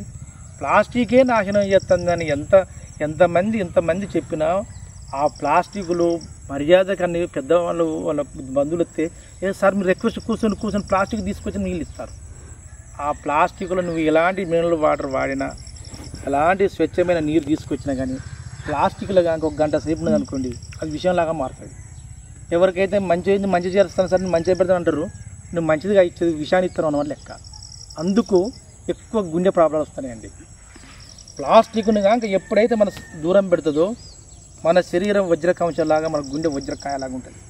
కానీ ఎప్పుడైతే ప్లాస్టిక్ను కనుక దగ్గర సమేకం చేస్తావో మన శరీరం ప్లాస్టిక్ పేపర్ లాగా ఉంటుంది. మన అది ప్లాస్టిక్ పేపర్ చేసుకుంటారా వజ్రకవచం లాగా చేసుకుంటారో అలాంటి వాటికి దీన్ని కనుక ఉపయోగించుకుంటే ఎప్పుడైతే అర్జున మధ్య యొక్క సమ్ములను చూర్ణాన్ని కనుక ప్రతి వంటకాలు కానీ లేదంటే ప్రతి కనుక ఉదయం సాయంత్రం కనుక ఒక గోరువెచ్చ నీళ్ళలో మనిషి ఒక బరువును బట్టి మనిషి యొక్క ఆకృతిని బట్టి 1 చెంచా 2 చెంచాల కనుక మంచిగానండి.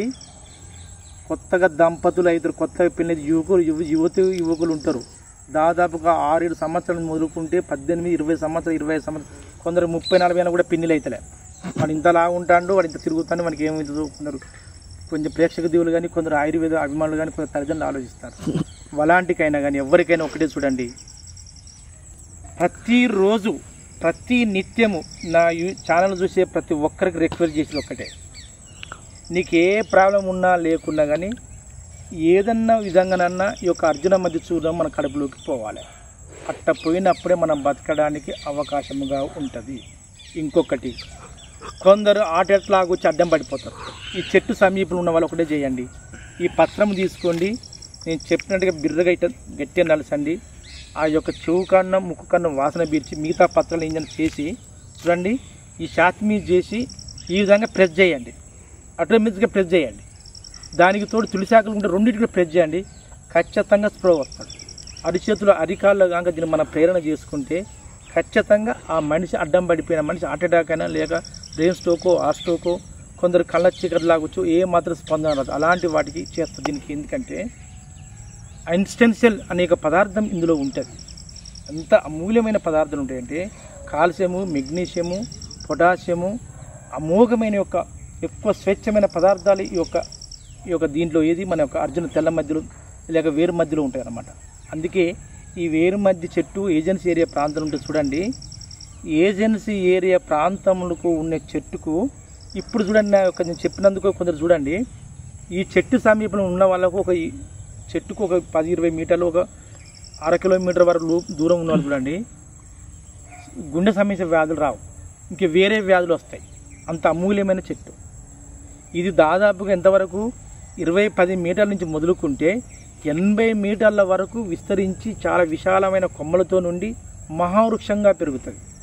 అందుకే దీన్ని అర్జున మధ్య అంటారు. పాండవులు అప్పుడు అరణ్యమాసం అజ్ఞానమాసం పోయినప్పుడు కూడా ఈ యొక్క అర్జున చెట్టు కింద కూడా వాళ్ళు కొన్ని రోజులు కొద్ది కాలం గడిపారట, కొద్ది క్షణాలలో. అప్పుడు అన్ని అమూల్యమైన చెట్లు ఉంటాయి కనుక అంత అమూల్యమైనది. కానీ ఈరోజు అర్జున మధ్యతోని మన ఆరోగ్యాలు ఆయుష్ని పెంచడం ఎలా ఈ చెప్పేది ఈరోజు ఒక భాగంలో. మంచిగానండి ఆయుర్వేద అభిమానులారా, ఎవరికైతే గుండె వ్యాధి ఉన్నోళ్ళైనా లేక మన యొక్క మూత్రబంధిత వ్యాధులు ఉన్నోళ్ళైనా, కొందరికి పురుషుల్లో పురుష కణాలు అతి తక్కువ ఉంటాయి. దీనికైతే అమూల్యం ఏం చేయాలి చెప్పరండి ఆయుర్వేద అభిమానులారా, మన శరీరంలో ఉండవలసిన యొక్క సప్తధాతులను మరియు దీని కనుక అనువర్తింప చేస్తే ఎలా అనువర్తింప చేయాలి నేను చెప్పేది కాన్సెప్ట్ 4 చెప్పుకుంటూ పోతున్నా. 1 అగ్నిహోత్రం, మంచిగానండి ఒక పద్ధతి అగ్నిహోత్రం. 2వ పద్ధతి ఆయిల్ పుల్లింగు. 3వ పద్ధతి నేచురోపతి అంటే ఏచి తొక్కడం, అంటే కాళ్ళల్లో ఈ పత్రం తీసి ఎంతో కొంత మన చేతులను అరికాళ్ళలాగా చేసుకొని పసర్లాగా చేసుకొని నడవడం, ఆ ఆకుల మీద నడవడం. ఇది 3వ పద్ధతి. 4వ పద్ధతి ఏంటంటే రసం మంద లేక చూర్ణమా ఇంకా ఏదన్నా. ఇంకా నేచురోపతిలో కూడా ఇంకా నా ఛానల్ చూసేవాళ్ళు సాధ్యమని చెప్తారు. మన ఒక పిల్లగానికి చెప్పిన మా ఇంటికి ఇప్పుడు మా సమీపంలో ఉన్నాడు, ఆ పిల్లగాడు అడవికి లేచి నడుస్తాడు. అది కూడా మీకు చెప్తా అనుభవంలో. తల్లిదండ్రులు అందుకే కంప్యూటర్ యుగం అంటారు. ఏం చేస్తారు వాళ్ళు ఓపిక లేదు తల్లిదండ్రులకి. ఇక వస్తారు దాన్ని తీసుకుపోతే గబా తీసుకుపోతారు, ఆ పక్కలు ఎత్తారండి. ఆ పిల్లగాళ్ళకి ఏం తెలుసండి, ఆకని అనుకుంటారు, అది అనుకుంటారు, ఇది అనుకుంటారు, ఆటోమేటిక్గా ఆడతారు. ఇది పచ్చ పదార్థం నల్లని పదార్థం వరకు ఆటోమేటిక్గా దాన్ని స్పందింపజేస్తుంది. చూడండి ఎంత అమోఘం అంటే అంత అమోఘం. ఇందులో ఉన్న కార్బన్ పదార్థాలతోని ఆ శరీరంలోకి మన వైపు ఇంకి ఆటోమేటిక్గా ఆ యొక్క స్వచ్ఛసామలంగా ఆరోగ్యవంతంగా ఉండే అవకాశం ఉంటుంది. నేను చెప్పే 4 పద్ధతులు కాకుండా కొందరు పద్ధతులు ఇంకా వేరే పద్ధతులు కూడా చేస్తున్నారు. ఈ దాని అయితే కొంచెం ఏజెన్సీ ఏరియాలో నాకు ఎవరు ఫోన్ చేసిందంటే గొల్లబుద్ధారం అని, ఇది భూపాలపల్లి జిల్లా అండి.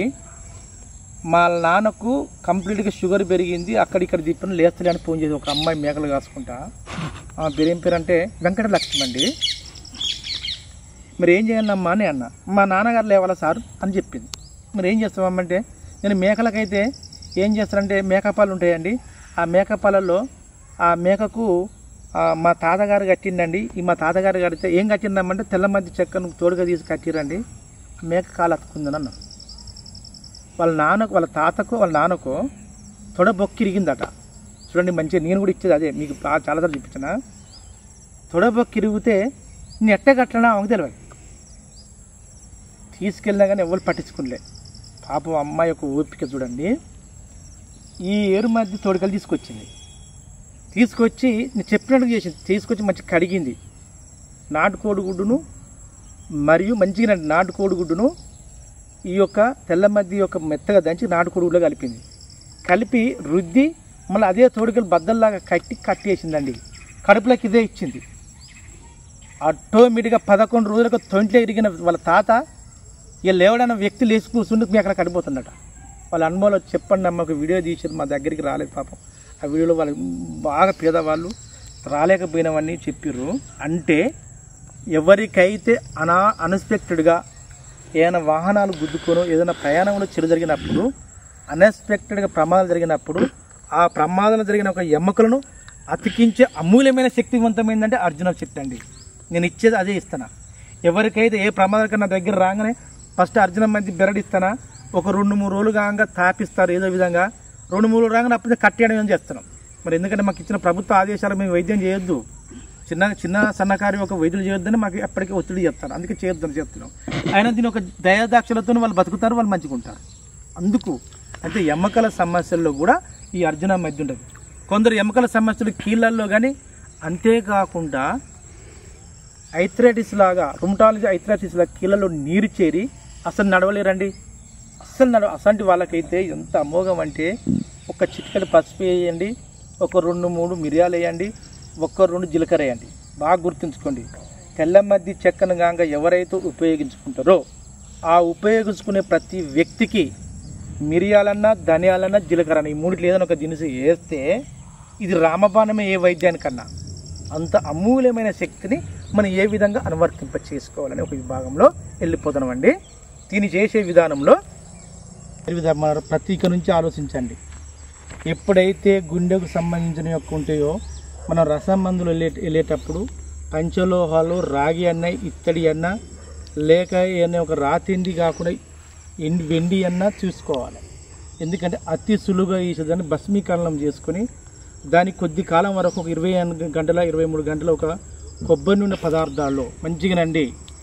ఆయిల్ పుల్లింగ్కు ఏం చేయాలంటే కొబ్బరి నూనె ఉపయోగించుకోవాలి, లేక కొబ్బరి నీళ్ళన్నా కొబ్బరి నూనెతో రసం మందన తయారు చేసుకోవాలి. ఈ రోజుల ఆయిల్ పుల్లింగు, రసం మందు మరియు దానికి స్వర్ణపత్రం లాగా చూసుకోవద్దండి. ఓన్లీ ఒక రసం మందు తయారు చేసే విధానం ఎలా. ఫస్ట్ ఈ రెండింటికన్నా ముందు ఏం చేయాలని మనము అగ్నిహోత్రం లాగా చేసుకోవాలి. ఎలా చేసుకోవాలని చెప్తాను. ఫస్ట్ ఏంటండి, ఆయుర్వేదం వల్ల ఎవరికైతే గుండె సంబంధించిన వ్యాధుల లేక ఏం లేకుండా కానీ ఈ యొక్క తెల్ల మద్దితోని అర్జున మద్దితోని మనిషికి మనగడ అనే ఒక విభాగంలో వెళ్ళిపోతున్నాం. ఎవరికైనా గర్భసంచిలో ఇట్లొచ్చిన ప్రాబ్లం ఉన్నా, గర్భసంచిలో మూసికాల ప్రాబ్లం పురుషులకున్నా స్త్రీలకున్నా, సంతానం కలిగిన వాళ్ళకున్నా, మరియు అంతేకాకుండా గర్భసంచుల నుంచి కాకుంటే మన యొక్క శరీరంలో కాక పిల్లలకు కొందరికైతే పాలు పడినాయి, అలాంటి వాళ్ళ వ్యక్తులకైనా గర్భసంచి అంటే దానిలో ఉన్న యొక్క హార్మోన్ సిస్టంలో ఇన్బ్యాలెన్స్ వల్ల జరిగే అవకాశం ఉంటాయి. కొందరికి వ్రణాలు ఉంటాయి, అంటే గడ్డలు ఉంటాయి, ఆ గడ్డలు కూడా కరిగే అవకాశం దిగుతుంటాయి. అలాంటి వాళ్ళకు ఎలాంటి అయినా ప్రతి ఒక్క సర్వరోగానికి సంజీవని మందు ఏంటంటే అర్జున మంది. దాన్ని ఏ విధంగా తయారు చేసుకోవాలో ఫస్ట్ దాన్ని ఏం చేయాలంటే మీకు తోచినంత ఒక వంట నూనె అన్నా, ఏదన్నా కామదం అన్నా, ఈ కొబ్బరి నూనె అన్నా, నెయ్యి అన్నా, ఏదన్నా ఒక గేదెలది చెంచుల నెయ్యి 1 చెంచా 2 చెంచాలు, దీనికి సంబంధించిన పత్రములు కొన్ని అవి వేసుకొని అగ్నిగోత్రం చేసుకోవాలి. ఫస్ట్ ఆఫ్ ఆల్ దీని కొన్ని పత్రములు అంటే దీని మొత్తం ఒక 3 పావుల వంతు అర్జున మద్ది, 1 వంతు తిప్పతీగ, 1 వంతు దాదాపుగా ఉత్తరేను తుత్తూర బెండ మరియు మారేడాకులు ఇవి వేసుకొని ఆయిల్ పుల్లింగ్ ఒక ఆయిల్ తయారు చేసుకోవాలి. దీన్నే రసం మందులాగా తయారు చేసుకుంటే మన శరీరంలో ఎలాంటివి ఉన్నా కానీ, గుండె సంబంధించిన వ్యాధులు కానీ, సర్వరోగాలను ఏ వ్యాధులైనా కానీ ఈ అర్జున మద్దితో పటాపంచలు చేసే అవకాశంగా ఉంటుందని దీన్ని అందరూ మీరు ఉపయోగించుకొని మీరు చెప్పబోయే చూపించే విధానంలో మంచిగా మీరు ఆయిల్ పుల్లింగు, అగ్నిహోత్రము, నేచురోపతి, రసం మందు ఓపిక ఉంటే మీరు చూపించే విధంగా తయారు చేసుకొని కుటుంబంలో ప్రతి ఒక్కరు తయారు చేసుకోండి. మంచిగానండి ఆయుర్వేద అభిమానులారా, ఈ సృష్టి వినాశనానికో మన యొక్క దరిద్రానికో మొత్తం పర్యావరణం అంతా నాశనం అయిపోయే విధంగా ఉన్నది. పర్యావరణం ఏ విధంగా అయితే మన శరీరంలో కూడా అట్టయితుంది. ఒకరికి గుండె జబ్బు ఉన్నది, ఒకరికి గుండె జబ్బు లేదని కాదు. ప్రతి ఒక్కరు ఏ వ్యాధి అందరూ అన్ని విధాల వ్యాధులు ఉన్న వాళ్ళు, కానీ వాళ్ళకి బయటపడే సమయంలో బయటపడితే, కొందరు ఉన్న సమయంలో బయటపడతాయి. చూడండి, ఉన్నదని మనం అభోగపడవద్దు. అదే భూతత్వం దాకా చేసి మన భయభ్రతులు కావద్దు. దేనైనా సాధించే శక్తి ఉన్నదని గట్టిగా మన నిర్ణయంతో ఉండాలి. ఇప్పుడు చెప్పేది ఒకటి చూడండి, తగినంత నీ యొక్క అర్జున మధ్య పత్రములు ఏదైనా ఒక 2-3 ఇది గరకగడ్డి లేక మారేడాకులు లేక ఉత్తరేను తిప్పతీగ తుత్తూర పెండ ఏదైనా ఒక 3-4 తీర్లు అవి 4 కలిసి ఒక వంతు ఇది ఒకటి కలిసి 3 వంతులు మొత్తం 4 వంతులు తీసి ఆవు పెండన్నా ఇంకా దేన్నన్నా ఏం వేసుకోవాలి, అగ్నిహోత్రం వేసుకోవాలి. ఎప్పుడు వేసుకోవాలి? అది ఉదయం పూట, ఉదయం సాయంత్రం 2 పూటలు వేసుకున్న గొప్పవాళ్ళు. అదే భాగంలో అదే మోతాదుగా కొబ్బరి నూనెలో ఈ పత్రం ఉడికించుకొని ఆయిల్ పుల్లింగ్ నూనె తయారు చేసుకోవాలి. ఈ పత్రం ఉన్నాయండి ఇక్కడ అగ్నిగోత్రం లాగా ఉన్న ఒక బూడిదని కొన్ని పత్రములుగా వేస్ట్గా నిలబడిన పత్రం ఉంటుంది చూడండి, అవన్నీ ఎక్కువ మోతాదు తీసుకుని వాటి మీద నడవడానికి ప్రయత్నం. అది నేచురోత్పత్తి. ఈ అగ్నిగోత్రం చేసినాక నువ్వు ఏది మళ్ళీ దాన్ని ఏం చేస్తారు, మన యొక్క ఆయిల్ పుల్లింగ్ నూనె చేస్తే దానికి కొద్దిగా మోతాదు ఎక్కువ కలిపి ఏదన్నా ఒక పొగడమన్నా ముత్యమన్నా రాగన్నా ఇత్తడన్నా లేక చివరికి వెండి అన్నీ ఒక రసం లాగా మందులాగా తయారు చేసుకున్న దాన్ని అర్జున రసం మందు. ఎవరికైతే శరీర ఆకృతిని బట్టి దాన్ని బట్టి మనం తీసుకునే ఆహారంలో 1 చెంచా నుంచి 1/2 చెంచా లేక 1/4 చెంచాలు ఒక 4-5 చుక్కలు కనుక వేసుకొని ద్రావణంలో కానీ ఆహారంలో తింటే అంటే నీకు గుండెకాయలాగా మన వజ్రకాయలాగా ఉంటుంది అన్నమాట. అంత అమూల్యమైన శక్తివంతమైన తయారు చేసుకొని మంచిగా ఉపయోగించుకుంటారని ప్రతిదీ కూడా అమూల్యమే. ఈ యావత్ ప్రపంచ లోకంలో చెప్పబోయేది నిన్ను చెప్పుకుంటూ పోతున్నా. మనకు ఆయుధం అంటూ ఏంటంటే అమూల్యమైనది ఏదంటే కొందరు నిద్రలో కూడా పాపం జపిస్తున్నారు, దానికి గుర్తించుకుంటారు. ఏది ఆయుర్వేదమే వాస్తవం ఆయుర్వేదమే. అలాంటి యొక్క ఆయుర్వేదాన్ని అమూల్యంగా మనం తయారు చేసుకొని ఈ యావత్ ప్రపంచ లోకంలో ప్రతి ఒక్కరు కూడా ఒక ఆయు పట్టులాగా ఆయుర్వేదమే చేసుకుంటారు. ఈ యావత్ ప్రపంచ లోకంలో ప్రతి ఒక్కరు కూడా గుండె సంబంధించిన వ్యాధులు లేకుండా మంచి ఆయుర్వేద అభిమానులుగా వర్ధిల్లాలని ఆశిస్తూ మీ నుండి సెలవు తీసుకుంటూ జై ఆయుర్వేదం, జై జై ఆయుర్వేదం, జై హింద్.